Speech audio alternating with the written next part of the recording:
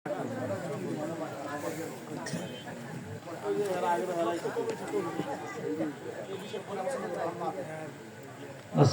আলাইকুম ওয়া রাহমাতুল্লাহ। ওয়ালাইকুম আসসালাম। বক্সের আওয়াজ কমাইয়া কিছু লাগে না, বক্সের আওয়াজ কমাইয়া মাইকের আওয়াজ কিছু না।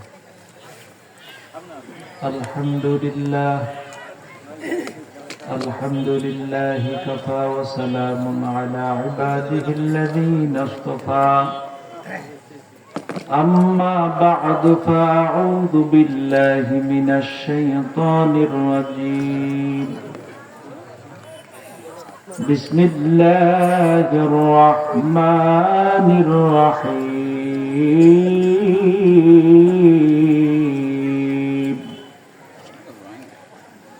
وما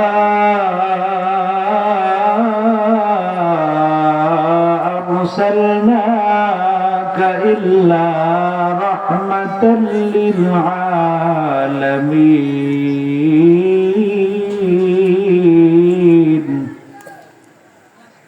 قال رسول الله صلى الله عليه وسلم: لا تجل قدم ابن آدم حتى يسأل عن خمس: عن عمره فيما أفنى، وعن شبابه فيما أبلى، وعن ماله من أين يكتسبه وأنفقه، وعن علمه ماذا عمل فيه. يا أيها الذين آمنوا صلوا عليه وسلموا تسليما. اللهم صل على سيدنا ونبينا وشفيعنا وحبيبنا ومولانا محمد صلى الله على آله وأصحابه وبارك وسلم. اللهم صل على سيدنا ونبينا وشفيعنا وحبيبنا ومولانا محمد صلى الله على آله وأصحابه وبارك وسلم.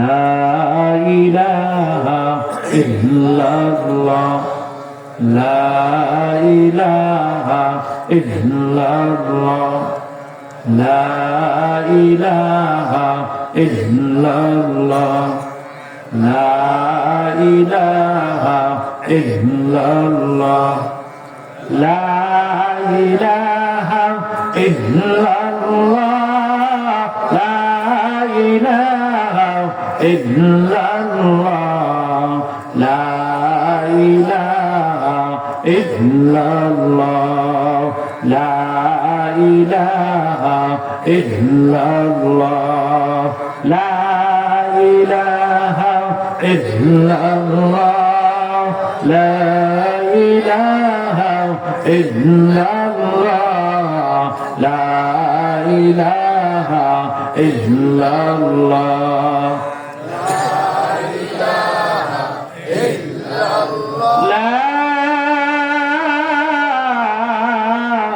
إله إلا الله محمد رسول الله.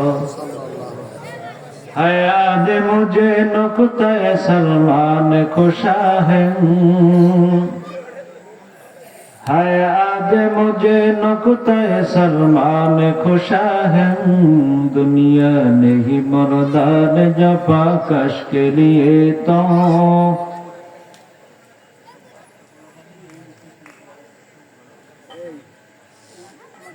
दुनिया नहीं मुर्दान जफा कश के लिए तो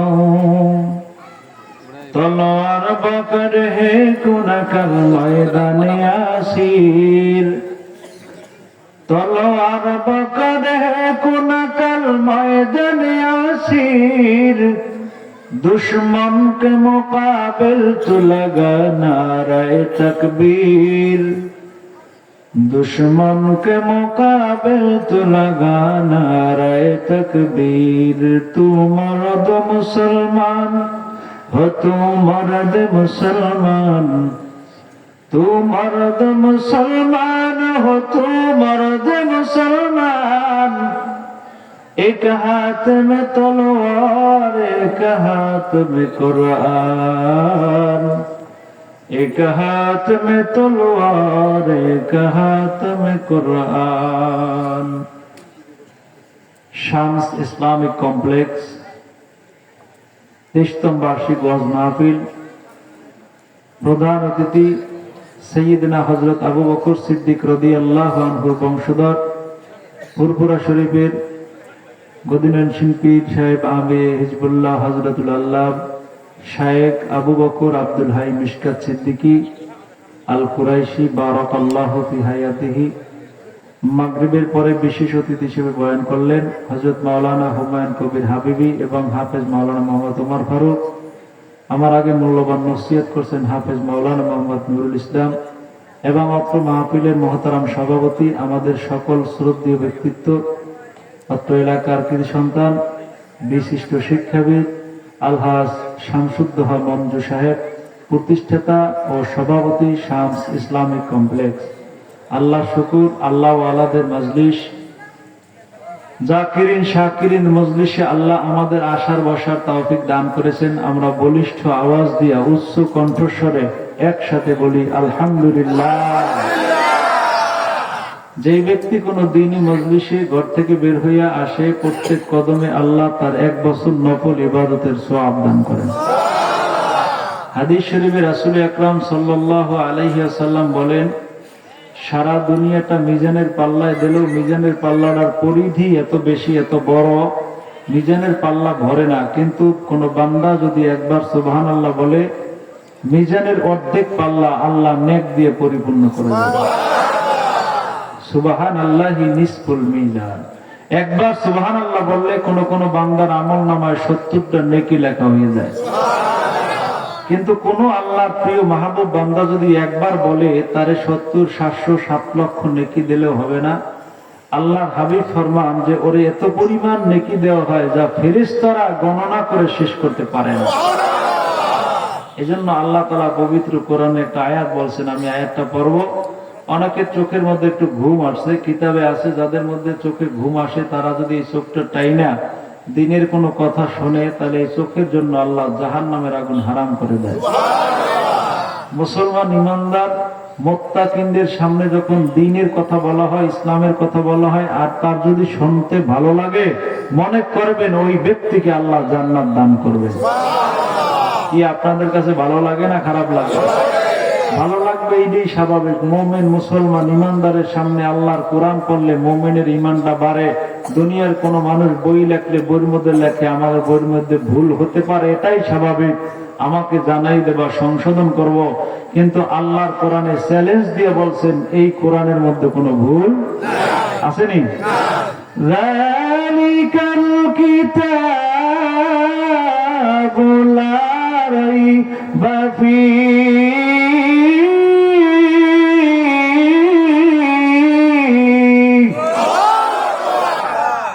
যেভাবে তাকবীরের আওয়াজটা হওয়ার কথা সেভাবে হয় নাই। কারণ মুমিনের সামনে কোরআন পড়লে মুমিনের তাকবীরের আওয়াজটা কি আস্তে হয় না জোরে হয়? মুমিনের তাকবীরের আওয়াজ যত বুলন্দ আওয়াজে দেয়, মুসলমান ইমানদারের তাকবীর শুনে শয়তান পালাতে বাধ্য হয়। ঠিক কিনা বলেন? কারণ দেখেন মাঝে মাঝে বেঈমানরা আমার রাসূলের বিরুদ্ধে কথা বলে, তখন দেখেন সারা দুনিয়ার মুসলমান একই প্ল্যাটফর্মে এসে, কোনো দল নাই, মত নাই, কোনো তরিকা নাই, একই প্ল্যাটফর্মে এসে যখন রাসূলের ইজ্জতের ব্যাপারে সংঘবদ্ধ হয়ে যায়, তখন বেঈমানরা মাঝে মাঝে রাসূলের বিরুদ্ধে কথা বললেও মুসলমানের ইমানের স্পৃহা দেখে আবার ক্ষমা চাইতে বাধ্য হয়। কারণ একটা কথা মনে রাখবেন, আমরা মুসলমান, আমাদের নবীর ব্যাপারে আমরা কোনো কম্প্রোমাইজ করি না। আমার তরিকা নিয়ে কথা বললে মাঝে মাঝে মেনে নেই, আমার বাবার বিরুদ্ধে কথা বললে চুপ থাকতে পারি। যদি দেখি কোনো বেঈমান আমার রাসূলের বিরুদ্ধে কথা বলে, কোনো তরিকা নাই, সব মুসলমান একত্রিত হয়ে ওই বেঈমানের জিহ্বা টেনে ছিঁড়ে ফেলার জন্য সব মুসলমান এক প্ল্যাটফর্মে আসতে রাজি, ঠিক কিনা বলে? এটা আমাদের ইমানের স্প্রিয়া, নাকি বলেন? যাই হোক, আমি একটা আয়াত করি, আপনারা দুই হাত তুলে আল্লাহকে দেখাইয়া তাকবীর দেবেন, পারবেন নি? ইন্নামাল মুমিনুনা আল্লাযীনা ইযা যুকিরাল্লাহু ওয়াজিলাত কুলুবুহুম ওয়া ইযা তুলিয়াত আলাইহিম আয়াতুহু যাদাতুহুম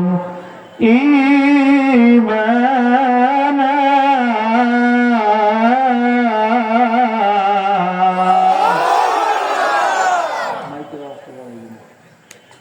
وعلى ربهم يتوكلون।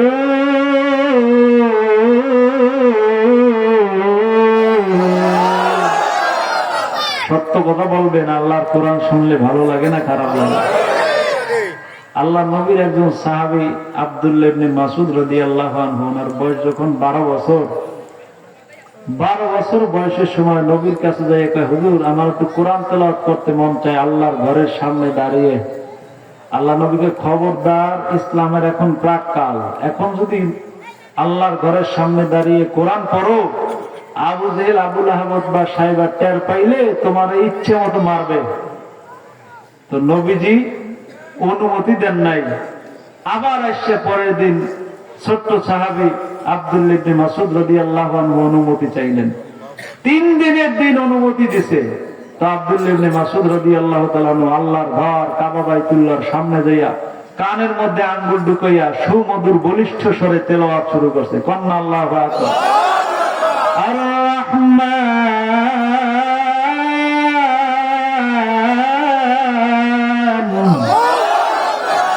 আল্লামাল কুরআন খালাকাল ইনসানা আল্লামাহুল বায়ান।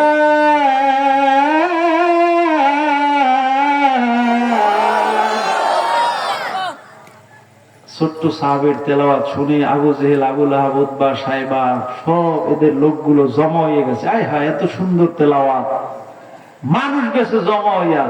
একটা যে আবু জেহেলরে কয়, তোমার দলের সব লোক মুহাম্মাদের এক উম্মতে লইয়ে যাইতেছে, তুমি আবু জেহেল এখনো বইয়ে রইছো? আবু জেহেল দেশে দৌড় যাইয়া পিছনে হাত নিয়ে আব্দুল্লাহ ইবনে মাসউদের গালের মধ্যে থাপ্পড় মারবে। আব্দুল্লাহ ইবনে মাসউদ রাদিয়াল্লাহু আনহু কয়, থাপ্পড় তো খাওয়াই লাগবে, যা খাওয়ার আগে একটা বাম হাতে দিয়ে দেই। বাম হাত পিছনে নিয়া এক থাপ্পড় লাগাই দিছে। এই থাপ্পড়ের আওয়াজ 12 মাইল দূরে চলে গেছে। কারণ মুসলমানের হাতের সাথে হাত থাকে কার? যদি বলেন না, আরে আল্লাহকে আল্লাহ বললে ডাক দিতে কি শরম লাগে, লজ্জা লাগে? তো 2 হাত জায়গায় জোরে ডাক দেন, আল্লাহ।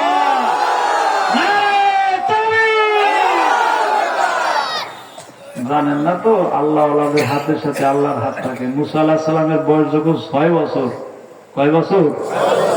এই সময় ফেরাউন মুসা নবীর একটু কোলে লইছে।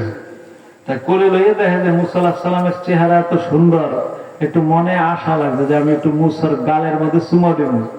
আল্লাহ কয়, খবরদার, মুসারে আজীবন জ্বালাবা, আর আজকে মুসার গালে চুমা দেওয়া সম্ভব না। মুসার গায়ে মুসা হালকা একটা লাগাই দে। মুসা আলাইহিস সালাম বাম হাতটা দাড়ির মধ্যে ঢুকাইয়া শক্ত করে ধরছে, ডান হাত পিছনে নিয়া ওই ফিরাউনের গালে ধাম করে এক থাপ্পড় লাগাই দিয়েছে। ফেরাউন মা কইয়া একটা চিৎকার মারছে। হামান দৌড়ে হে দোস্ত, এত জোরে চিৎকার মারছে কা? যেই ছেলে থাপড় মারছে তা খাইয়ে দেখ কেমন লাগে। আমি তো চোখের মধ্যে সব ঝুনি ফোড়া দেখতে আসি। যাইয়া আসিয়া রেখে আসিয়া আমার অবস্থা খারাপ, আমার গাল ফাড়াইয়া লাগছে পুরো। কয় কিরা? কয় এই ছোট্ট ছেলেটা। কয় তুমি এই কথা মানুষের দ্বারা কইও, ইজ্জতের ব্যাপার, খবরদার এগুলো কবা না। কয় যে থাপড় মারছে এ থাপড় মুসা ছাড়া কেউ মারতে না। কন্যা সুবহানাল্লাহ। আসিয়া বুঝে গিয়ে লয়ে গেছে। মুসা নবীর আর মারতে পারে নাই। ফিরাউন বহুত চেষ্টা করছে। আরে মিয়া, মুসা তো সেই মুসা যেই মুসা 8 বছর বয়সের সময় একটা জবাইকৃত ভাজা একটা বকরিকে জীবিত করে দিয়েছে। কন্যা আল্লাহু আকবার। আল্লাহ পারে কি পারে না? যেমন মুসা আলাহিস সালামের সামনে একটা আনাম খাসি ফেরাই করে পাক করে সামনে দিয়েছে, ফেরাউনের আরো 350 বন্ধু বান্ধব সবাইকে দাওয়াত দিয়ে সবার সামনে আনাম খাসি। ওই সময় তো খাইতে পারতে মানুষ, এখন তো গ্যাস্ট্রিক আলসার ক্যান্সার মনসের কত রোগ আছে, ঠিক কিনা বলেন? আগে রোগ টোক ছিল না। তো মুসা নবী যখন বিসমিল্লাহ বললে খাসির উপর হাত দেশে খাইবে, বিসমিল্লাহ বলার সাথে সাথে খাসিটা আল্লাহু আকবার কইয়া জীবিত হয়ে গেছে। তো এইটা দেখে সব খাসিগুলো দৌড়তেছে। এটার পিছনে পিছনে ফেরাউন দৌড়ে আর পায় আইজার ওর রক্ষা নাই, কারণ আইজারে মারমো, কারণ যেই ব্যক্তি মরা ছাগল জেতা বানায় এই ব্যক্তি মুসা ছাড়া আর কিছু হইতে পারে না। আসিয়ার দেখে আসিয়া আমার মনের আশাটা বুঝবি না, ও তো মুসা ছাড়া কেউ হবে না। খবরদার, ওরে কিছু করতে হবে না। তো মরা ছাগল জেতা বানাইছে, কয়ও যদি জেতা বানায় তুমিও তো মরবা, তাইলে তোমার কাম ধরে টান দিলে তুমিও জেতা ইয়ে করে দেওয়ার দৌড়। আল্লাহু আকবার। অর্থাৎ এটিতে বুঝাইছি মুসা আলাইহিস সালামের হাতের মধ্যে যে শক্তি ছিল, এই শক্তি দিয়ে মারছে, কিন্তু এই হাতের সাথে হাত ছিল কার? যাই হোক, আব্দুল ইবনে মাসউদ থাপ্পড় মারিয়া ফেরাউন চিনতে করছে, এরা আবু জেহেল চিনতে করে এতটুকু ছেলে আমার থাপ্পড় মারছে, এই কথাটা যদি আমি মানুষের কাছে কই কেমন লাগে? তো পিছনে তাকাই দেখে আমি নেতার থাপ্পড় কেউ দেখছে কিনা।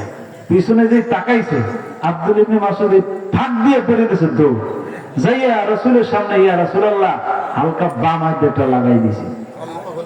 আল্লাহ নবীকে খবরদার, এখন তো তুমি এলাকায় থাকতে পারবে না, তোমার এলাকা ছাড়া হওয়া লাগবে। নবীর সাহাবীদেরকে ডাকলেন, ও সাহাবীরা, ভালো ঘোড়া আছে কার দৌড়াইতে পারে, যে ঘোড়ার পিঠে ওরে চড়াই দেব, এক দেশ থেকে আর এক দেশে চলে দিবে। হযরত আবু বকর কয়, ইয়া রাসূলুল্লাহ, এই যে মক্কা এলাকার মধ্যে, পুরা আরবের মধ্যে সবচেয়ে যে ঘোড়াটা ভালো দৌড়াইতে পারে, ওই ঘোড়াটা আমি 3 দিন আগে আপনার বাড়ির সামনে বাঁধে রাখছি। কয়দিন আগে বাঁধছেন? আল্লাহ নবীকে 3 দিন আগে বাঁধলা। হুজুর, যেই দিন অনুমতি চাইছে কোরআন তেলাওয়াত করতে যাইবে, ওই দিনই আমি বুঝছি ও দেশে থাকতে পারবে না, এই জন্য আমি কোন সময় যাওয়া লাগে তো বলা যায় না, আমি আবু বকর 3 দিন আগে আপনার বাড়ির সামনে ঘোড়া রাখছি, যেন ওই ঘোড়ার পিঠে সওয়ার হয়ে তাড়াতাড়ি বলতে পারে। এই দিন তো বলা আছে, আফদালুন নাস বাদাল আমবিয়া আবু বকর। আমার সমস্ত সাহাবীর মধ্যে আবু বকরের এক রাতের নেকি যদি এক পাল্লায় দেওয়া হয়, সারা দুনিয়ার সব মানুষের এক পাল্লায় দিলে নেকি আবু বকরের নেকির পাল্লাটা ওজনে ভারী হয়ে যাবে। নারে তাকবীর। একবার জিবরিল আমিন এসে আল্লাহ নবীর কাছে কয়, হুজুর, আপনার শক্তি বেশি না আমার শক্তি বেশি? জিবরিলের 600 পাখা আছে, একটা পাখা যদি ছেড়ে দেয় সারা দুনিয়াতেও রাখার জায়গা নাই। কন্যা আল্লাহু আকবার। আচ্ছা, যেই ফেরেশতার পাখাটা এত বড়, ওই ফেরেশতার দেহটা কত বড়, ওই ফেরেশতাকে যেই আল্লাহ বানিয়েছেন, বলেন না ওই আল্লাহর কুদরত কত বড়? জোরে কোন আল্লাহু আকবার। ইবলিস নামে একটা কিতাব পড়বেন, এই কিতাবের মধ্যে আছে আল্লাহর সৃষ্টি রহস্য নিয়ে। আল্লাহ মিকাইল ফেরেশতাকে বানাইছে, সারা দুনিয়ার পানির বন্টন নিয়ে মিকাইল বসে আছে, কিন্তু ওর মাথাটা এত বড়, সারা দুনিয়ার সব পানি যদি মিকাইলের মাথায় দেয়, এক ফোঁটা পানি জমিনে পড়বে না। তাইলে বলেন যে মিকাইল ফেরেশতার মাথায় সব পানিগুলো শুকিয়ে যাবে। ওই মিকাইল ফেরেশতাকে আল্লাহ কত বড় বানাইছে, কিন্তু ওই আল্লাহ যে বানাইছেন, এই আল্লাহ কত বড়? জোরে কোন আল্লাহু আকবার। ইসরাফিল ফেরেশতার কথা আপনারা শুনছেন। ইসরাফিল যে সিংহা নিয়ে বসে আছে, সিংহায় ফুৎকার দিয়া কিয়ামত কায়েম করবে। এই ইসরাফিলের সিংহায় ফুৎকার দেবে, ওই বাঁশিটার মধ্যে 11টা ছিদ্র আছে। ছিদ্র ছাড়া কি বাঁশি ডাকবে? বলে না। তো ছিদ্র আছে 11টা, এক একটা ছিদ্র এত বড়, পৃথিবী ঢুকাইল ওই ছিদ্রের মধ্যে গায়ে লাগবে না, এত বড় বাঁশি। এবার বুঝেন, এত বড় যদি বাঁশি হয়, যেই মুখ দিয়ে বাজাইবে ওই মুখটা কত বড়? ওই মুখ যদি এত বড় হয়, ওই ফেরেশতার দেহ কত বড়? ওই দেহওয়ালা ফেরেশতা যেই আল্লাহ বানিয়েছেন, ওই আল্লাহ কত বড়? জোরে করে আল্লাহু আকবার। জিবরিল এত বড়, কিন্তু একদিন আল্লাহর কাছে বলছেন, আল্লাহ, এত বড় জান্নাত তুমি আমাকে দেখতে দাও। আল্লাহ কয়, খবরদার, কিয়ামত কায়েম হয়ে যাবে, তুমি দেখতে দেখতে সারা জান্নাত ঘুরবা, তোমার হায়াত শেষ হবে, কিন্তু মুমিনের যে এত বড় একটা জান্নাত, ওই জান্নাত দেখে তুমি শেষ করতে পারো না। যাই হোক, জিবরিল আমিনের কাছে, জিবরিল আমিন নবীর কাছে বলছেন যে আপনার শক্তি বেশি না আমার শক্তি বেশি? আল্লাহ নবীকে, আমার সাথে শক্তির পাল্লা দাও, আমার একটা উম্মত আবু বকরের শক্তি তোমার চেয়ে বেশি। এখন আবু বকরের শক্তিটা কেমনে বেশি এটা একটু পরীক্ষা করার জন্য আবু বকর মসজিদের মধ্যে ঢুকছে, জিবরিল যে মসজিদের সামনে দাঁড়াইছে, কিন্তু মানুষের সুরতে জিবরিল আমিন দাঁড়াইয়া আবু বকরের কাছে সওয়াল করে, আবু বকর জিবরিল আমিন এখন কোথায় আছে বলতে পারো? আচ্ছা, জিজ্ঞাসা করছে কে? জিবরিল নিজেই আবু বকরের কাছে জিজ্ঞেস করে, বলো তো জিবরিল কোথায় আছে? আবু বকর কয়, তো আমি এভাবে বলতে পারবো না, আমাকে সময় দেওয়া লাগবে। কয়, কতটুকু সময় লাগবে? কয়, আমি আবু বকর চক্ষু বন্ধ করবো আর চক্ষু খুলবো, জিবরিল কোথায় আছে আমি বের করে দিতে পারবো।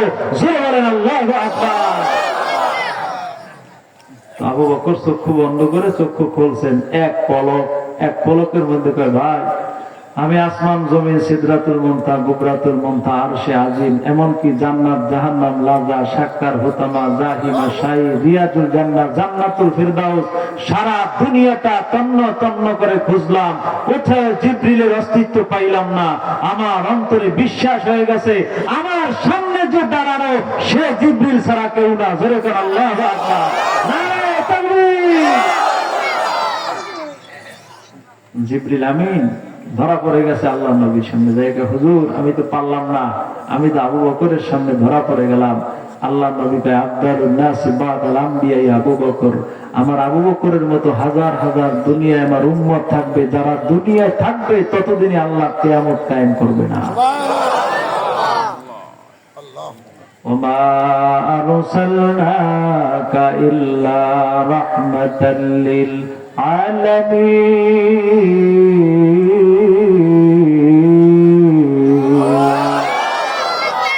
মুসলমান, জিবরিল একবার আল্লাহর কাছে ফরিয়াদ করলেন, আল্লাহ মুসলমান ইমানদার যাদেরকে তুমি আল্লাহ একটা জান্নাত দান করবা, ওই জান্নাতটা আমারে দেখার মতো তৌফিক দিয়া দাও। আল্লাহ জানায় দিলেন, জিবরাইল কিয়ামত কায়েম হয়ে যাবে, তারপর আমার মুমিনকে আমি যে জান্নাত দান করব তুমি জান্নাত দেখে শেষ করতে পারবা না। আরে মুসলমান, জান্নাতের মধ্যে একটা কুল বড়ই খাওয়ানো হবে। দুনিয়ার বাটখারায় যদি ওজন দাও একটা বড়ের ওজন হবে 12 মণ। জোরে কোন সুবহানাল্লাহ। ওই জান্নাতের মধ্যে একটা আপেল খাওয়ানো হবে। বান্দা আপেলটার কাছে দিয়ে যখন আপেলটা খাওয়ার জন্য ভাঙবে, দেখবো আপেলের মধ্যে ঘুমটা দেওয়া একটা সুন্দরী নারী বসা আছে।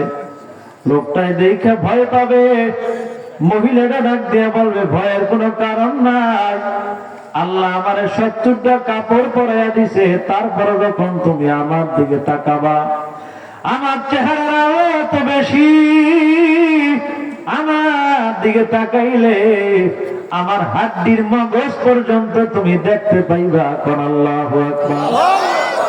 লা বাদাকাত ফিল বাহরি লাকানাত আহলা মিনাল আসাল। ওই নারী যদি সমুদ্রের পানির মধ্যে এক পড়া থুতু ফলাইতো, সমুদ্রের পানিটা মধুতে পরিণত হয়ে যাইতো। আল্লাহু আকবার বলে। এই মুসলমান, ওই জান্নাত দেখার জন্য জিবরাইল আল্লাহর কাছে ফরিয়াদ করছে, আল্লাহ আমি জান্নাত দেখতে চাই। আল্লাহ কইতা, যাও জান্নাতের মধ্যে ঢোকো। জিবরিল জান্নাতের মধ্যে ঢুইকা 30 বছর পর্যন্ত চোখে পলক না দিয়া 600 পাখা ব্যবহার করিয়া পুরা জান্নাতের মধ্যে সমস্ত শক্তি দিয়া দৌড়াইতে শুরু করলো। সারা জান্নাতটা ঘুরে ঘুরে দেখবে জিবরিল ঢুকছে। এবার আল্লাহ 30 বছর পরে ডাকবে, জিবরাইল আর কত জান্নাত দেখবা, তাড়াতাড়ি বের হয়ে আসো, আমার যারা বন্ধু তাদের কাছে তোমার ওহী নিয়ে যাওয়া লাগবে। জিবরিল আলাইহিস সালাতু ওয়াস সালামের দৌড়ের গতিটা কেমন, তার শক্তি কেমন, এ ব্যাপারে হাকিমুল উম্মাত আল্লামা আশরাফ আলী থানভী বলেন, জিবরিল আলাইহিস সালাতু ওয়াস সালাম একদিন জান্নাতের সন্নিকটে সিদরাতুল মুনতাহার কাছে বসে আছেন। ওই দিন জিবরাইল ওই জান্নাতের সন্নিকটে বসা, এমন সময় ইব্রাহিম নবী ইসমাইলকে নিয়ে রওনা করলো কোরবানি দিবে। ইব্রাহিম নবী দুনিয়ায়, জিবরিল হলো জান্নাতের কাছাকাছি। জোরে কোন সুবহানাল্লাহ। এত পার্থক্য, যেই সময় ইব্রাহিম নবী ইসমাইলকে বলতেছে, ইসমাইল আমি স্বপ্নে দেখলাম তোমার আমি কোরবানি করতেছি, তোমার অভিমতটা একটু আমার শুনে দাও, কোরবানি করবো কিনা। ইসমাইল ডাক দিয়া কয়, বাবা আল্লাহ যেহেতু অর্ডার করেছে আপনি আমারে জবাই করবেন দুনিয়ায়, আমি কবুল হয়ে যাব মাওলার জান্নাতে। ইন্নী আরা ফিল মানাম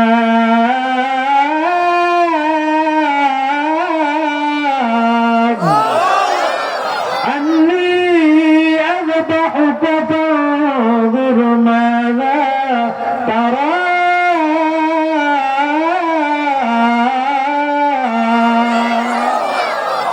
মুসলমান যতক্ষণ কোরআনের আয়াত পড়ব অন্তর দিয়ে জোরে জোরে ডাক দিবেন আল্লাহর কাছে। এই শব্দটা যত দূরে যাবে গাছপালা তরিয়তা আপনার সাক্ষী দিয়া জান্নাতের মেহমান বানিয়ে দিবে। জোরে কোন আল্লাহু আকবার। আলা ইয়ালামু মান খালাকা ওয়া হুয়াল লাতীফুল খাবীর।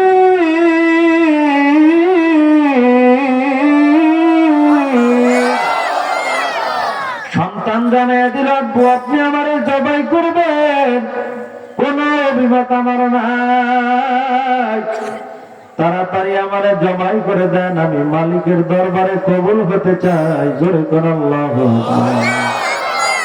তবে আব্বু জবাই করার আগে আগে কয়েকটা অভিমত, কয়েকটা ওসিয়ত আপনার কাছে বলে যায়। আমার মা আমারে কষ্ট করে বড় লালন পালন করেছে, 6 বছর বয়সে আপনি আমার রাইখা বনবাসে দিয়া, আমার মাকে আর আমারে 6 দিনের সময় বনবাসে দিয়া আপনি বিভিন্ন জায়গায় দাওয়াতি কাজ করলেন। আমার মা পানির পিপাসা নিবারণ করার জন্য পানি পাইল না, তার ভিজা জিহ্বাটা আমার মুখের মধ্যে দিয়া পানির পিপাসা নিবারণ করে দিছে। জোরে কোন আল্লাহু আকবার। আব্বু আপনি আমার আসছেন জবাই করার জন্য, আপনি জবাই করিয়া আমার গায়ে যে জুব্বায় রক্ত লাগবে, এই রক্ত মাখা জুব্বাটা দুনিয়ার কোন পানি দ্বারা ধুইবেন না। যখন আমার মায়ের কাছে দিবে, আমার মা এই জুব্বা মাখা রক্ত দেখা আমার কত যখন মনে পড়বে, এই জুব্বার দিকে তাকাইয়া কলিজা ঠান্ডা বানায় নিবে। জোরে কর আল্লাহু আকবার। ও বাবা, যতদিন আমার মা দুনিয়ায় থাকবে আমার মায়ের সাথে আপনি কোনো খারাপ আচরণ করবেন না, মিঠা মিঠা আমার মায়ের সাথে কথা বলবেন। এখন আপনি আমার শোয়া দিবেন, আপনার চক্ষুরা বাইদা নিবেন, কারণ ওই মায়াবী নজর আমার দিকে পড়লে আপনার জবাই করতে দেরি হতে পারে। এই জন্য আপনার চক্ষু বাইদা আমারে জবাই করবেন, আমি আমার মালিকের দরবারে তাড়াতাড়ি কবুল হইয়া যাব। সাতাজিদুনি ইনশাআল্লাহ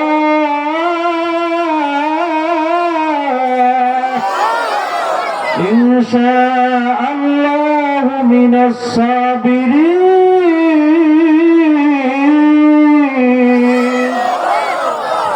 ইসমাইল শুয়ে পড়ল, এইদিকে ইব্রাহিম নবী গামছা লাগাইয়া চক্ষু দুইটা বাইদা চাকু হাতের মধ্যে নিয়া চাকু চালাইবে চালাইবে, এমন সময় আমার আল্লাহর কুদরতি অন্তরে জোশ মেরে গেছে।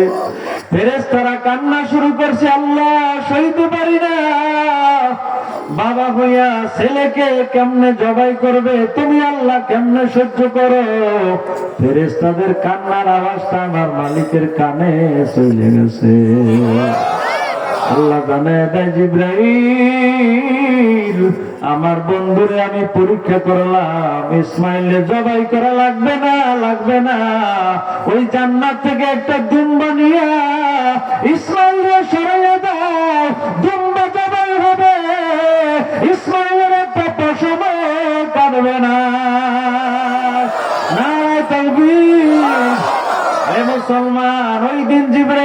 জান্নাত থেকে একটা দুম্বা নিয়ে চলে আসছে। দুম্বাটা জবাই হইল, বলেন ইসমাইল নবী কি জবাই হইছে? জবাই হয় নাই। আল্লাহ জিবরিল আলাইহিস সালাতু ওয়াস সালামকে জিজ্ঞাসা করলেন, জিবরাইল তুমি জান্নাত থেকে আসছো, তোমার কতটুকু সময় লাগবে? কয় ইব্রাহিম নবী যখন চাকু চালাইবে নিয়ত করছে, ওই সময় আমি ধরতেছি, জান্নাত থেকে দুম্বা নিয়ে ইসমাইলকে সরাইয়া দিছি। একটা পলকের মধ্যে আমি জান্নাতে গেলাম, দুম্বা নিয়ে আসলাম, এক পলকের মধ্যে। জোরে কোন আল্লাহু আকবার। কিন্তু ওই জিবরিল যখন মুমিনের জান্নাত দেখার জন্য রওনা করলেন, তখন তিনি 30 বছর পর্যন্ত 600 পাখা ব্যবহার করছে। জোরে কোন সুবহানাল্লাহ। এইদিকে 7 আসমানের উপরে যাইতে সময় লাগে নাই এক পলক। কিন্তু মুমিন ব্যক্তিকে যে জান্নাত দান করবে, এই জান্নাত দেখার জন্য 30 বছর দৌড়াইছে। আল্লাহ আবার ডাক দিয়েছে, আর যাইও না, পিছনে ব্যাক করো, জান্নাতের কি দেখছো? আবার 30 বছর বসে আসছে। এই 30 60 বছরে তুমি কি দেখছো আমার একটু শোনাও। জোরে কোন সুবহানাল্লাহ। আল্লাহ রাব্বুল আলামিনের কাছে জিবরিল বলেন, ফাওয়াল্লাযী নাফসু মুহাম্মাদিন বিয়াদি, আল্লাহর কসম, আল্লাহর কসম, আয় আল্লাহ তোমার কসমকে বলি, 60 বছর পর্যন্ত আমি অপলক দৃষ্টিতে মুমিনের জান্নাতের মধ্যে ঘুরলাম, শুধুমাত্র 2টা পিলার পাইলাম, আর কিছু পাই না। এখন বলেন জান্নাত কি ছোট? আল্লাহ কয়, জিবরাইল শুধু তোমার 30 আর 40 50 1 লক্ষ বছর না, কিয়ামত পর্যন্ত তোমাকে হায়াত দেব। 600 পাখার বিনিময়ে 6 লক্ষ পাখা দান করব। আমার মুমিনকে এত বড় জান্নাত দান করব, তোমার শক্তি নাই ওই মুমিনের জান্নাত দেখে শেষ করতে পারবা। জোরে কোন আল্লাহু আকবার। ওই জান্নাত আমাকে লাগবে কি লাগবে না? কার কার লাগবে? নারায়ে তাকবীর, নারায়ে তাকবীর। কিন্তু ভরসাটা করতে হবে আল্লাহর উপর।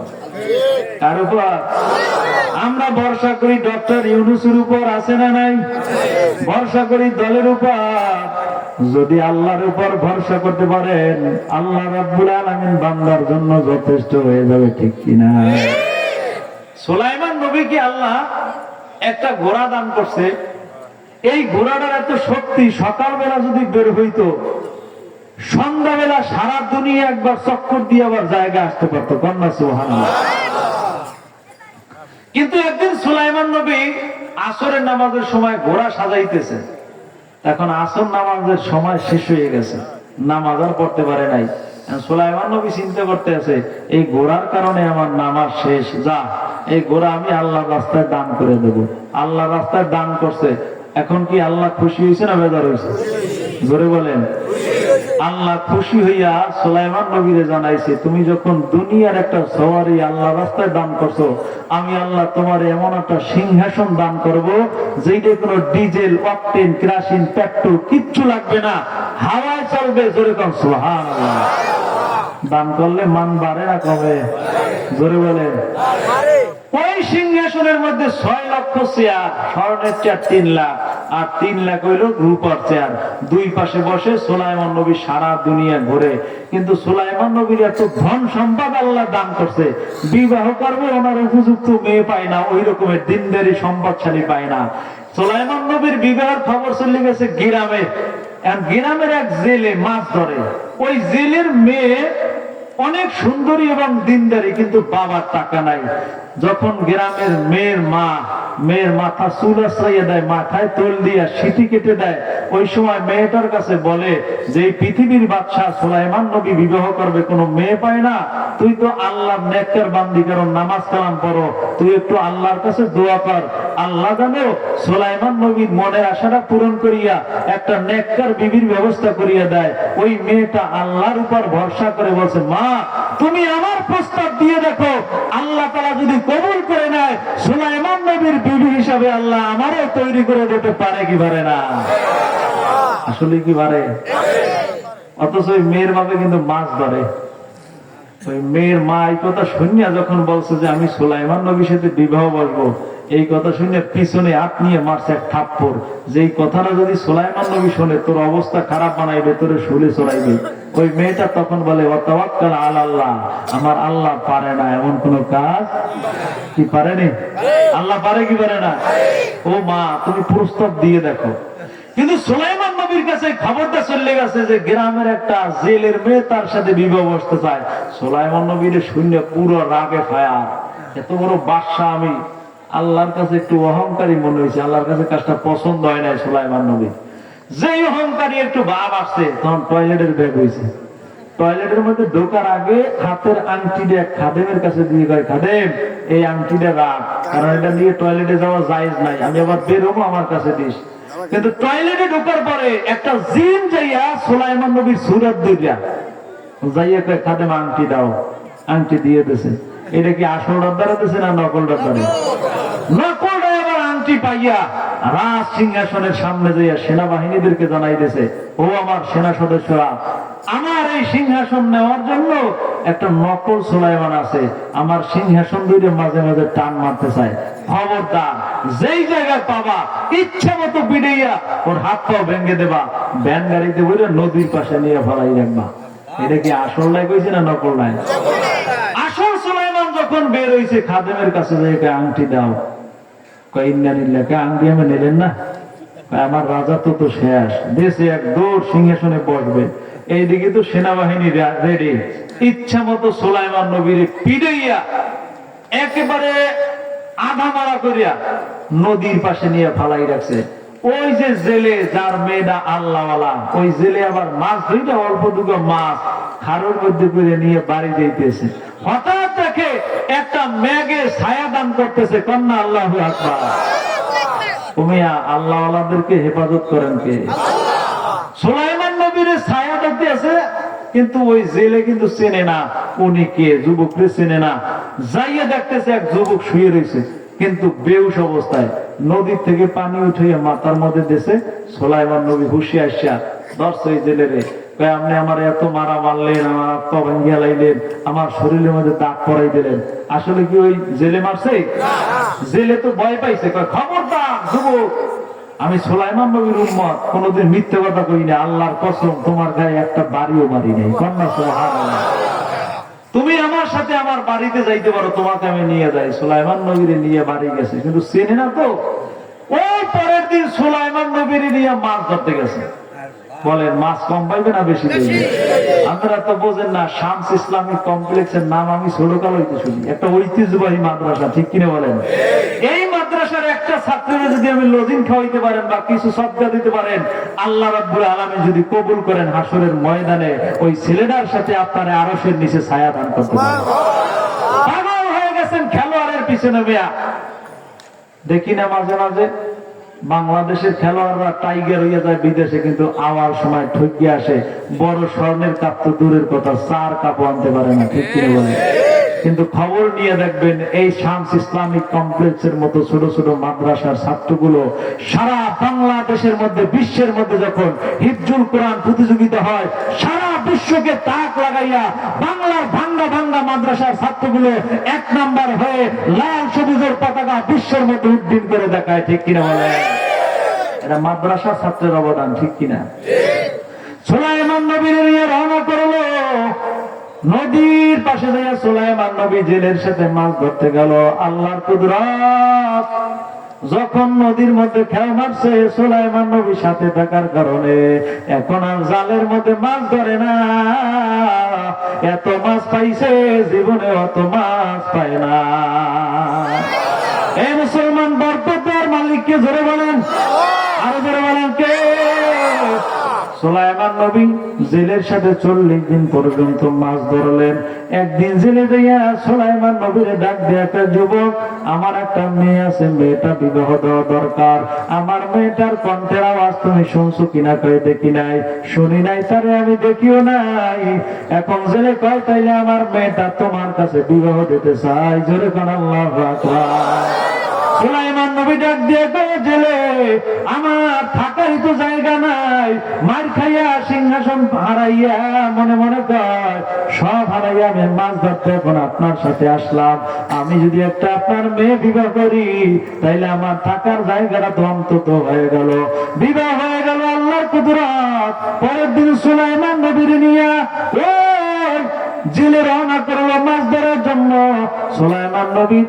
সুলাইমান নবীর শাশুড়ি বলতেছে, এতদিন আমাদের কাজের লোক ছিল, মাছ ধরছে, এখন আর কাজের লোক নাই, এখন মেয়ে জামাই হয়ে গেছে, তারে আর মাছ ধরতে নেওয়া যাবে না।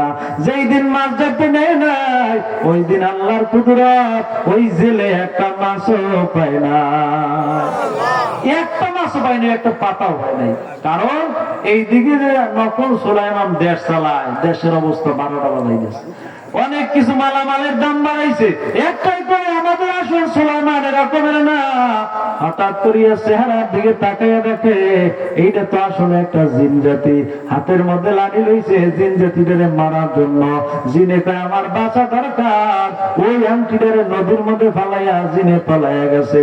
ওই দিন ওই আংটিটারে একটা মাছে খাইছে, ওই মাছটা যেই দিকে গেছে সুলাইমান নবীর আংটিওয়ালা মাছটারে দেখার জন্য ওই নদীর সব মাছগুলো ওই মাছের পিছনে পিছনে দৌড়ায়। আল্লাহর কুদরত, ওই জেলে একটা মাছও পাইল না, বাড়ি চলিয়ে গেল। রাত্রিবেলা মনে মনে ভাবে, আমি তো মাছ পাইলাম না, আগামীকালকে আমার জামাইরে নিয়ে মাছ ধরতে যাব। পরে মুসলমান বুঝে থাকলে জবাব দেন, সুলাইমান নবী যদি সাথে যায় মাছ কম পাবে না বেশি পাবে? জামাই চলেন, আপনার মাছ ধরা লাগবে না, আপনি শুধু নদীর পাড়ে দাঁড়াইয়া থাকবেন, বরকত দেওয়ার মালিককে ধরে পান। ওই দিন আবার সুলাইমান নবীর বাসর ঘর হবে রাত্রিবেলা। ওই জেলে যাইয়া নদীর মধ্যে জাল মারলো, যে মাছটায় আংটি খাইছে ওই আংটিওয়ালা মাছটা যাইয়া জালের মধ্যে ঢুকছে। ওই মাছটার পিছে পিছে নদীর সব মাছগুলো জালের মধ্যে ঢোকার জন্য পাগল হয়ে গেছে। এখন আর জেলে মাছ চাইলে উড়াইতে পারে না। ও জামাই জাল ধরে টান্ডা, দুইজনে মাছ উড়ে দেখে উঠানের মধ্যে মাছ আর মাছ তাল দিয়ে ফালাইছে। জেলে মনে মনে চিন্তা করে, আজকে আমি সব মাছ বাজারে বিক্রি করব, একটা মাছ বাজারে বিক্রি করব না।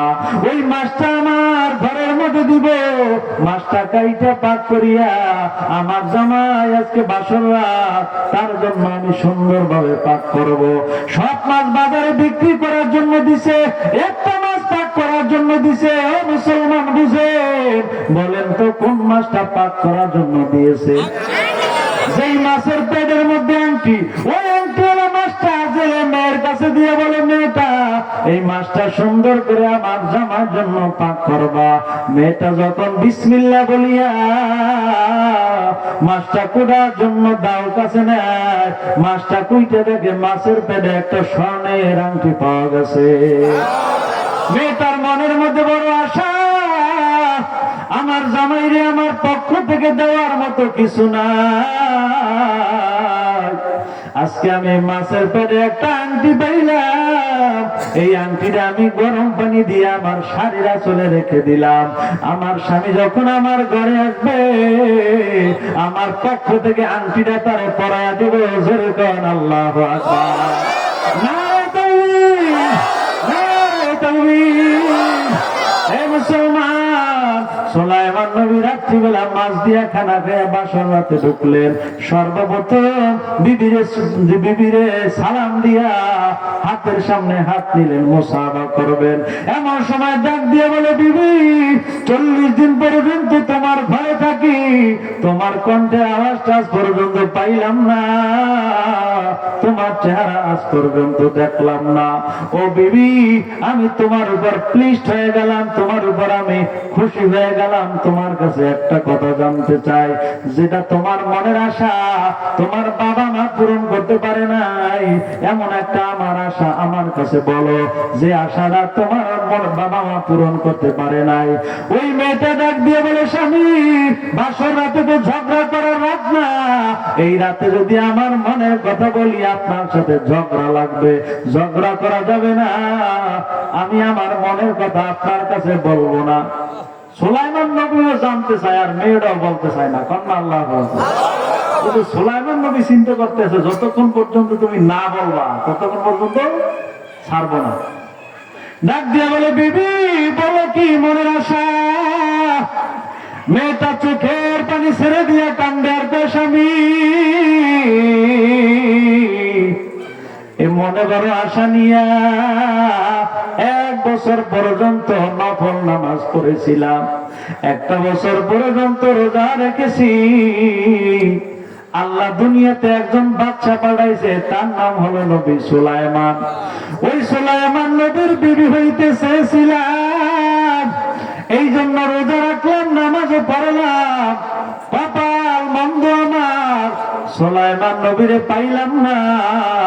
কারণ সুলাইমান নবীর বিবি হওয়ার জন্য আমি আল্লাহর কাছে দরখাস্ত করেছিলাম, আয় আল্লাহ, হাসরের ময়দানে যখন তুমি জিজ্ঞাসা করবা আমি কি নিয়ে আসছি, ওই সময় বলবো সুলাইমান নবীর খেদমত করেছি, এই সুলাই তুমি আমারে মাফ করে দাও। জোরে কর আল্লাহু আকবার। ও স্বামী, সুলাইমান নবীরে পাই নাই, তোমার চরিত্র তো বড় ভালো, তোমার আদব কায়দা বড় ভালো, সুলাইমান নবীরে পাই নাই, মনে বড় দুঃখ নাই। তোমারও পাইয়া আমি আল্লাহর কাছে শুকরিয়া আদায় করি, আলহামদুলিল্লাহ। কিন্তু মেয়েটা এখন পর্যন্ত জানে নাই যে এই সুলাইমান, কিন্তু মনে মনে আশা যে সুলাইমান নবীরে পাইবে। সুলাইমান নবীরে ডাক দিয়ে তো স্বামী, বাসর রাতে তো অন্য ছেলের কথা বলা যায় না, যাকে আমি পাওয়ার জন্য দরখাস্ত করেছিলাম তুমি বারবার বলো, এই জন্য আমার মনের কথাটা বললাম। ও স্বামী, চক্ষুরা বন্ধ করিয়া তোমার ডান হাতটা একটু সম্মুখ পানে অগ্রসর করে দাও, আমার পক্ষ থেকে তোমার জন্য একটা বাসর রাতে উপহার আছে। জোরে কোন উপহারটা কি?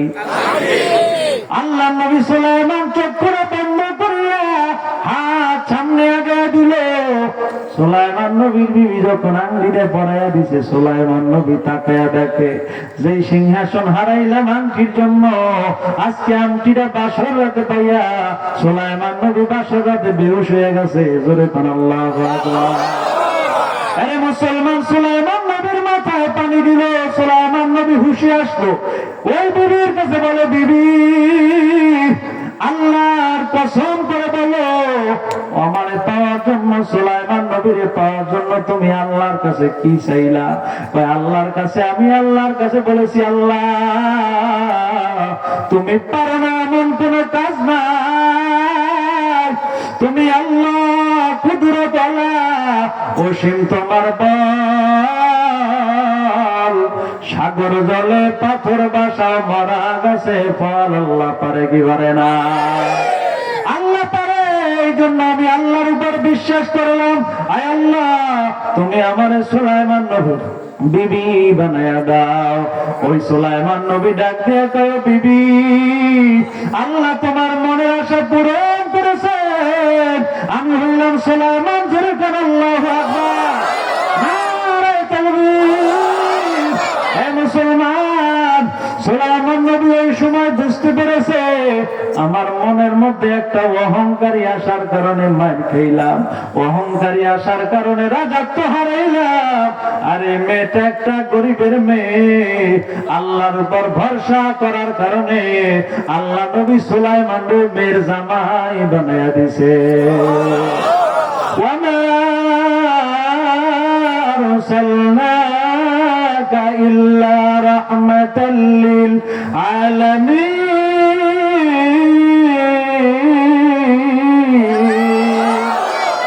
মুসলমান, আল্লাহর উপর ভরসা করবেন, আমার নবীর তরিকা মতো চলবেন, আল্লাহ যদি কবুল করে নেয় এমন জান্নাত আপনারে দান করবে, 10 দুনিয়ার জান্নাত।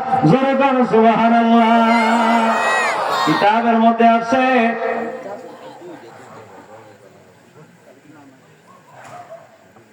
কি কষ্ট হয় আপনাদের?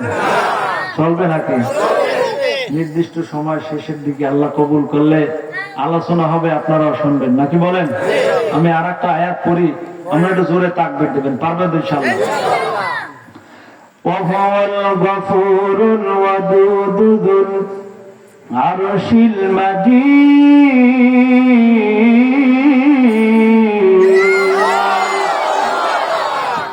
আল্লাহ রাব্বুল আলামিন কাউকে ঠকায় নাই। একবার বেলাল রাদিয়াল্লাহু তাআলা নবীর সামনে এসে কয়, হুজুর আমি আপনার পিছনে বসে থাকি, আপনার সামনে আসি না এই জন্য, কারণ আপনার সামনে আসতে আমার ভয় হয়।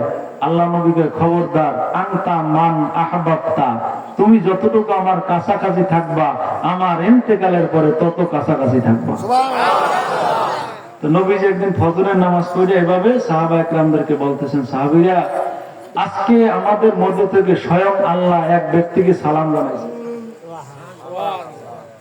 সুবহানাল্লাহ না বলো তো কাকে সালাম জানাইছে? এখন ওমর রাদিয়াল্লাহু তাআলা বলেন, হুজুর আপনাকে ছাড়া আর কাকে সালাম জানাইবে? স্বয়ং আপনাকে জানাইছে। কয় না, আজকে আমার আবু বকরকে স্বয়ং আল্লাহ সালাম জানাইছে। সুবহানাল্লাহর আওয়াজটা জোরে হবে না? হযরত ওমরের মনটা খারাপ হয়ে গেল যে আমার কথা কইলে না কইলে আবু বকরের কথা। তা আল্লাহ নবীকে, ওমর মন খারাপ করে না, আমি এই জান্নাতে যখন মেরাজের মধ্যে জান্নাত দেখতে গেছি, আমি যাই দেখি স্বয়ং আল্লাহ নিজে ওমরের জন্য ঘর বানাইছে। ওমর খুশি নেবে দা। এবার ওসমান রাদিয়াল্লাহু তাআলার মন খারাপ। ওসমান বলতেছে, হুজুর আমার লগে কি আয়াত নাযিল হইবে আর কি সুসংবাদ? আল্লাহ নবী বলেন, কুল্লু নাবিয়্যুন রফিকুন ফিল জান্নাহ ওয়া রফিকু ফি উসমান ইবনে আফফান। প্রত্যেক নবীর জান্নাতে একজন বন্ধু থাকবে, আমার বন্ধু থাকবে হযরত ওসমান। কি ওসমান খুশি না বেজার? কি প্রত্যেক নবীর জান্নাতে একজন বন্ধু আছে না? মুসা আলাইহিস সালাম একদিন আল্লাহর কাছে, আল্লাহ প্রত্যেক নবীর জান্নাতে একজন বন্ধু আছে, আমার জান্নাতে বন্ধু কে? মুসা নবী কয়, ওই বাজারে আল্লাহ কয়, মুসা নবী বাজারে গিয়ে দেখবে একটা লোক গোশত বিক্রি করে কুয়াশায়, সে হইল তোমার বন্ধু। জোরে কোন সুবহানাল্লাহ। মুসা আলাইহিস সালামের মেজাজ গরম হয়ে গেছে। আরে আমার জান্নাতে বন্ধু থাকবে একজন নবী অথবা আমার সমতুল্য যে কোনো একজন, কিন্তু কসাই থাকবে কা? যাও আমি কসাইয়ের সাথে যাই দেখা করি। যাইয়ে দেখে কসাই গোশত বিক্রি করে, শেষ ফিনিশিং এ একটু গোশত পলিথিনের মধ্যে লইয়া বাড়ি যাইতেছে। মুসা নবী ডাক দিয়ে বলে, কসাই তুমি বাড়ি যাও, আমার একটু তোমার সাথে নিয়ে যাও। কসাই ডাক দিয়ে বলে, তুমি কে? কয় আমি একজন মুসাফির। জোরে কান আল্লাহু আকবার। কসাইও মুসাকে চেনে না। বলে, তাইলে তুমি আমার সাথে যাইতে পারো, যেহেতু মুসাফির, চলো আমার সাথে বাড়ি যাইবা। ওই কসাই বাড়ির মধ্যে যাইয়া রাত্রিবেলা মুসাফির মানে মুসা নবীরে বারান্দায় জায়গা দিয়া ঘরের মধ্যে যাইয়া কসাই গোশত পাক করিয়া রুটি বানাইয়া ওই কসাই তার মায়েরে খাওয়াইয়া দেয়। আর মা খানা খাইয়া মাঝে মাঝে মাঝে মাঝে বিড়বিড় আওয়াজে একটা দোয়া করতেছে, কিন্তু দোয়াটা মুসা নবীর কান পর্যন্ত আসে না। সকালবেলা মুসা নবী কয়, এই কসাই তো আলাদা কোনো আমল পাইলাম না, যে আমলটার কারণে ও আমার বন্ধু হবে। তবে আমি শুনছি ওর মা বিড়বিড় আওয়াজ দিয়া কি যেন দোয়া করে। যাওয়ার সময় ওই কসাইরে ডাক দিয়া করো, কসাই সত্য কইরা বল তোমার মা কি দোয়া করেছে? কসাই ডাক দিয়া বলে, মুসাফির আমি জানি আমার মায়ের দোয়া কবুল হবে না, তারপরও আমার মা বারবার দোয়া করে, আয় আল্লাহ এই জামানায় একজন নবী আছে, তার নাম হলো মুসা। আমার সন্তানরা আমার জন্য এত খেদমত করলো, তোমার কাছে ফরিয়াদ করি আল্লাহ ওই মুসা নবীর সাথে আমার ছেলের সাথে দুনিয়া দেখা করাইয়া দিও। মুসা নবী একটা ডাক দিয়া ছেলেরা জড়াই ধইরা কপালে চুমা দেয় আর কোলাকুলি করে, বন্ধু তোমার মায়ের দোয়া আল্লাহ বিপরে ফিরে দেয় নাই, আল্লাহ কবুল করে নিয়েছে। তোমার মায়ের দোয়ার ফসল হইলাম আমি মুসা নবী, আল্লাহ দুনিয়ায় বসে আমাদেরকে দেখা করে দিছে। মনে রাখবা, যখন মারা যাবে তুমি ওই জান্নাতের মধ্যে আমরা এক জায়গায় থাকবো। জোরে কোন আল্লাহু আকবার। এ মুসলমান আমার ভাই, এই জন্য বলি মায়ের দোয়া নাও, মা বাবা যদি দুনিয়ায় না থাকে তাদের জন্য আল্লাহর কাছে দোয়া করো। সন্তান যদি মা বাবার জন্য দোয়া করে আল্লাহ দোয়া বিফলে ফিরায় না। মা বাবা যদি দোয়া করে আল্লাহ সন্তানের জন্য দোয়া কবুল করে না। আল্লাহ নবীর একজন তাবী ছিলেন, তার নাম হলো ওয়াইসাল করনী রাহমাতুল্লাহ আলাইহি। ওনাকে সাহাবীদের মর্যাদা দেওয়া হয়। আল্লাহ নবী ইন্তেকালের সময় জুব্বার পাগড়ি ওমর রাদিয়াল্লাহু আনহুর কাছে দিয়ে দিলেন আর বললেন, ওমর, ইয়ামেনে আমার একজন ভক্ত আছে, আমি ইন্তেকালের পরে আমার জুব্বা পাগড়ি তারে দিয়ে দিও। ওমর রাদিয়াল্লাহু আনহু ওই জুব্বার পাগড়ি নিয়ে ওয়াসকুর রাহমাতুল্লাহ আলাইহির কাছে চলে গেল। যাইয়া দেখে ছোট্ট একটা ঘরের মধ্যে ওয়াসকুরনি বসবাস করে, বিশাল কোনো অট্টালিকা নাই। হযরত ওয়াসকুর রাহমাতুল্লাহ আলাইহি বললেন, ওমর, ওয়াসকুরনি, আমরা নবীর কাছে থাকলাম, আল্লাহ নবী ইন্তেকালের আগে আগে তোমার কেন জুব্বা পাগড়ি দিতে বললো, আমাদেরকে কেন বললো না?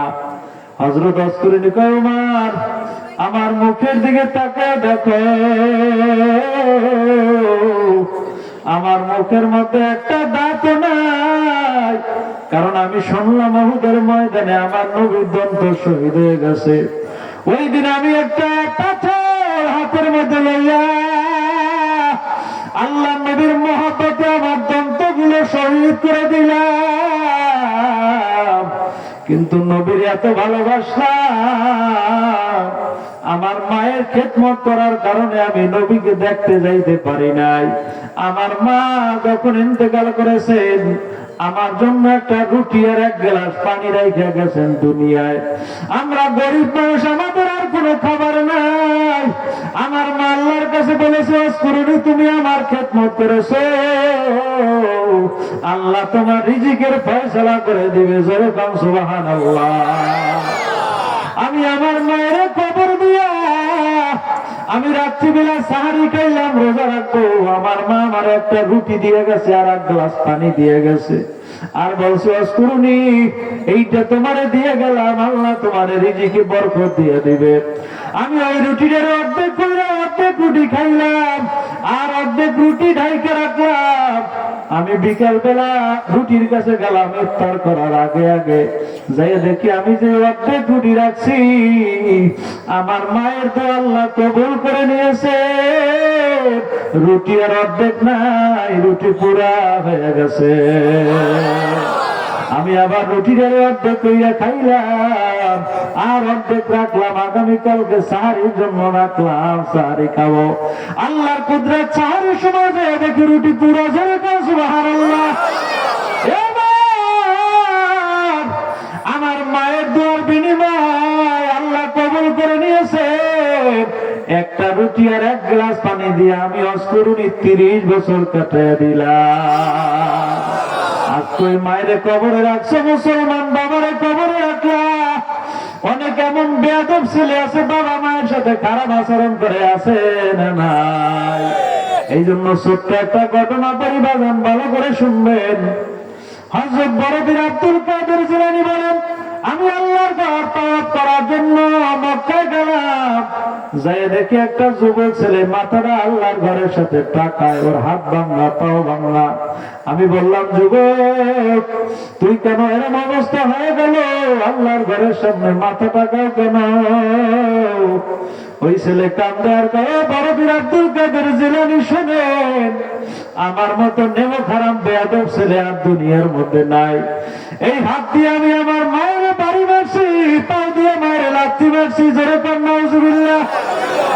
আমি আমার মায়ের বাড়ি মারলাম, আমি আমার মায়ের পাও দিয়ে আঘাত করিয়া আমি ঘরের থেকে তারে আলাদা করিয়া কুড়ের ঘরের মধ্যে আমি রাইখা আসলাম। আমি 7 দিন পরে নিজের ঘরে ঢুকলাম। ঘরের সামনে যে আমার বিবিরে ডাক দিলাম, বিবি দরজা খোলো, আমি ঘরের মধ্যে ঢুকবো। ওই সময় বিবি আমার একটা স্বামী, ঘরে ঢোকার মতো এখন ব্যবস্থা নাই, কারণ আমার আদরের টুকরো সন্তান আমার বুকের উপর ঘুমায়। ওরে যদি আমি ঘুম থেকে জাগ্রত করি তাইলে তো আর কাঁচা ঘুম ভাঙবে, আর রাত্রে কান্না করবে আর ঘুমাইবে না। এই সন্তানটারে আমি ডান পাশে রাখলাম, ডান পাশে প্রস্তাব করছে, বাম পাশে নিয়ে আসছি। যখন বাম পাশে প্রস্তাব করেছে আমি না ভিজা জায়গায় শুয়া আমার এই সন্তানটারে বুকের উপর নিয়ে ঘুমাইলাম। আমার সন্তান ঘুমায়। ওই ছেলেটা ওই দিন চিন্তা করলো যে আমার বিবি আমার সন্তানরে বুকের উপর নিয়ে ঘুমায়, এমন দিনও গেছে আমার মায়ের তো আমার বুকের উপরে রাখছে, ঠিক কিনা বলে? মনে বড় আশা নিয়ে ঘর থেকে বের হইয়া দৌড়ায় মায়ের কাছে ক্ষমা চাওয়ার জন্য দৌড় মারছে। মায়ের ঘরের সামনে দিয়ে শুনে ওই মা ঘরের মধ্যে বইয়া সন্তানের জন্য দোয়া করতেছে, জোরে করে আল্লাহু আকবার। আয় আল্লাহ, আমার সন্তান যত বিপদে পড়বে তুমি বড় করে বিপদ দিও না। আমার সন্তানরা দুনিয়ার যেই জায়গায় থাকবে আমি মায়ের কাছে আবার তুমি নিরাপদে ফিরে দিও। ওই ছেলেটার মনের আবেগ দিয়া ঘরের সামনে দিয়ে ডাক দেয়, ও মা দরজাটা একটু খোলো,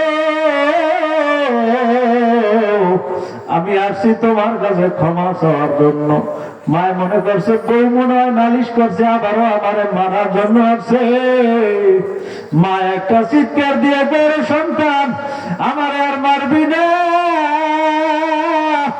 7 দিন আগে আমার মাথার উপর বাড়ি মারছে, আমি মা দাঁড়াইতে পারি না, আমার অবস্থা খারাপ হয়ে গেছে, আমি আর মনে হয় বাঁচবো না। ছেলেটা কয়, মা তোমার মারার জন্য আসি নাই। কয় না, আমি দরজা খুলবো না। ছেলে দরজা ভাঙ্গে ঘরের মধ্যে ঢুকছে, মা একটা চিৎকার মারছে, মনে ভয় পাইছে। চিৎকারের সাথে সাথে মা দুনিয়া থেকে বিদায় নিয়ে গেছে। বড় বীর আব্দুল কাদের জিলানী কান্দার যুবক, আমার তো মা ছিল, বাবা ছিল, কেমনে পারে সন্তান হইয়া মায়ের গায়ে আঘাত করতে পারে? হুজুর, আমার যখন মনে পড়ে আমি আমার মায়েরে মারছি, আমি আমার বিবিরে তালাক দিয়ে আমার মায়েরে দাফন দিয়ে আমি চলে আসলাম আল্লাহর ঘর তওয়াব করার জন্য। বড় বীর ডাক দিয়ে করে, যুবক মায়ের কবরের পাশে যাও, যাও, আর ওই জায়গায় দাঁড়িয়ে থাকো না। তোমার মায়ে যদি তোমারে মাফ না করে তোমার আল্লাহ মাফ করবে না। এ যুবক ভাই, মায়ের রেখে যাওয়া সম্পদে আজকে ঘর উঠে বাড়ি করলা। আরে ভাই, বাবা রেখে যাওয়া জায়গায় বাড়ি করলা। ইতিহাস কইজা দেখো, বাবা তোমার মানুষের বাড়ি কাজ করিয়া তারপর লেখাপড়া করাইছে। এমনও সময় ছিল তোমার পরীক্ষা দেওয়ার ফি নাই, ওই সময় মানুষের পাও ধরা পর্যন্ত টাকাই না তোমার ক্যারিয়ারটা বাবা গঠন করলো। আজকে তুমি টাকার মালিক, বাড়ির মালিক, গাড়ির মালিক, ইচ্ছা করলে মায়ের জন্য 5,000 টাকা দিয়ে শাড়ি কিনতে পারো ভাই, বাবার জন্য 2,000 টাকা দিয়ে লঙ্গি ক্রয় করতে পারো। আজকে বাবাও দুনিয়ায় নাই, মাও দুনিয়ায় নাই, ওই কবরে বৈশা তোমাদের দিকে তাকাই আছে আর বলে, ও সন্তান, দুনিয়ার ঘরে আগুন লাগলে ফায়ার সার্ভিস দিয়ে আগুন নিবাও, আমার কবরে আগুন ধাও ধাও করে জ্বলে। ওরে সন্তান, দুনিয়ার ঘর অন্ধকার হইলে বাতি জ্বালাও, আমার কবরে সাথীও নাই, বাতিও নাই। ওই মাদ্রাসার ছাত্রদেরকে একটু সহযোগিতা কর, ওই মাদ্রাসায় কিছু সৎকার দান কর, আমার রেখে যাওয়া সম্পদ থেকে ইসালে সওয়াব কর। আল্লাহ যদি কবুল করে নেয়, তোমার দানের বিনিময়ে বাবা মার কবর আল্লাহ জান্নাতের বাগান বানায় দিতে পারে। জোরে করো সুবহানাল্লাহ। আরে মুসলমান, এই কমপ্লেক্স দক্ষিণ বাংলার একটা ঐতিহ্যবাহী কমপ্লেক্স। এই কমপ্লেক্সের সভাপতি সাহেব অত্যন্ত ভালো মনের মানুষ। এই পর্যন্ত অনেক সাধনা করে কত ছাত্র কোরআনের হাফেজ বানাইলে বাংলার জমিনে উত্তর দক্ষিণ অঞ্চলে ভালো ভালো মাদ্রাসা মসজিদের মধ্যে খতমে তারাবি যারা পড়ায় তারা অধিকাংশই মাদ্রাসার ছাত্র, ঠিক কিনা বলে? এই জন্য মাদ্রাসা থেকে বলা হয়েছে নতুন ভবন করা দরকার, ওরে মুসলমান ভাগ্যবান কোন মায়ের সন্তান যদি বলতে পারেন হুজুর আল্লাহ আমারে সম্পদ দান করেছেন, আল্লাহ আমারে অনেক সম্পদ দিয়েছেন, আমি জায়গার মালিক, বাড়ির মালিক, বাড়ির গাড়ির মালিক হয়ে গেলাম, আমি আমার মা বাবার রুহের মাগফিরাত কামনায় এই মাদ্রাসায় যেন, এই মাদ্রাসাটা যেন আরো অগ্রসর হতে পারে, এই মাদ্রাসার ছাত্র থাকবে এই বোর্ডিং করার জন্য কমপক্ষে বর্তমানে 20,000 ইটের প্রয়োজন। কোন আল্লাহর বান্দা যদি থাকে